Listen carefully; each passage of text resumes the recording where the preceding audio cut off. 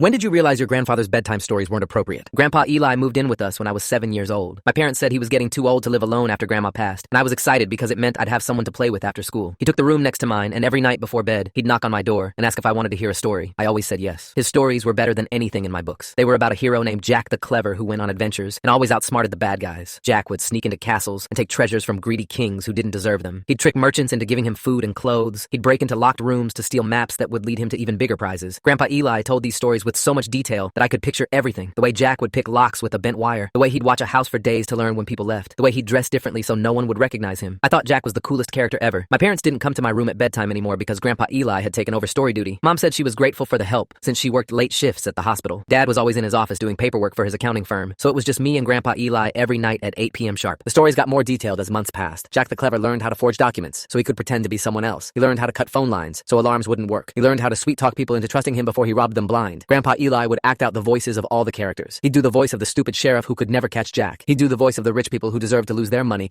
because they were greedy. He'd laugh when Jack got away with something especially clever. I'd laugh too because the stories were exciting and Jack always won. Grandpa Eli started teaching me the skills Jack used. He showed me how to pick the lock on my own bedroom door using a paperclip. He showed me how to move through the house without making the floorboards creak. He showed me how to tell when someone was lying by watching their eyes. He said these were important life skills that would help me be clever, just like Jack. I practiced the lock picking until I could open my door in under a minute. I practiced walking silently until I could sneak up on my parents without them hearing me. Grandpa Eli was so proud. He said I was a natural and that Jack would be impressed. At school, I started telling my friends about Jack the Clever during recess. I'd act out the stories the way Grandpa Eli did, making my voice deep for the rich merchants and high for the stupid sheriffs. My best friend Kevin thought the stories were awesome. My friend Danny said Jack sounded mean because stealing was wrong. I told Danny that Jack only stole from bad people who had too much money anyway, so it was actually good. That's what Grandpa Eli always said. The stories were teaching lessons about how the world really worked. Rich people got rich by being greedy and taking from others, so it was fair for someone clever to take from them. Danny went quiet after that and didn't want to play anymore. I didn't understand why he was being weird about it. The stories were just stories, except Grandpa Eli made them feel so real that sometimes I forgot they were made up. He'd tell me about the time Jack broke into a jewelry store, and I'd ask how Jack knew which window to break. Grandpa Eli would explain in perfect detail, down to the type of glass and the best tool to use. He knew so much that I started to wonder if maybe the stories were based on real things that happened to someone he knew. My third grade teacher, Mrs. Keller, asked me to stay after class one day in October. She closed the door and sat down at the desk next to mine, instead of behind her big teacher desk. She asked me about the stories I'd been telling at recess. She said another student's parent had called her because their child came home talking about breaking into houses and tricking people. I explained that I was just retelling Grandpa Eli's bedtime stories about Jack the Clever. Mrs. Keller asked me to tell her one of the stories. When I told her, her face suddenly went pale. To see the full story, click the link below or go on my channel.